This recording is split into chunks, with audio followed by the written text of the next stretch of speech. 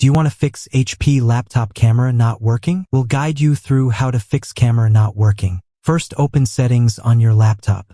Find and go to Privacy and Security. Scroll down and then tap on Camera. Make sure camera access is turned on. Also, check that apps are allowed to use it. Scroll down and make sure the app you're using has permission turned on.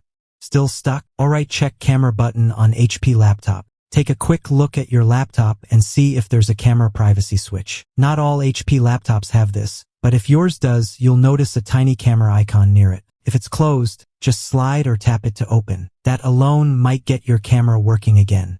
If it is still not working, then fix the app. If the camera only messes up in one app, that app could be the problem. Search for the camera app from the Start menu. Open App Settings. Scroll down and find if this app's still not working right option. Tap Reset. And confirm it. This will refresh the app and usually fix laptop camera not working. If still stuck, let's fix the driver. Right-click the Start button and open Device Manager. Find the Cameras section. If you don't see it, click View at the top. And choose Show Hidden Devices. Once you find your camera, right-click it and hit Uninstall Device.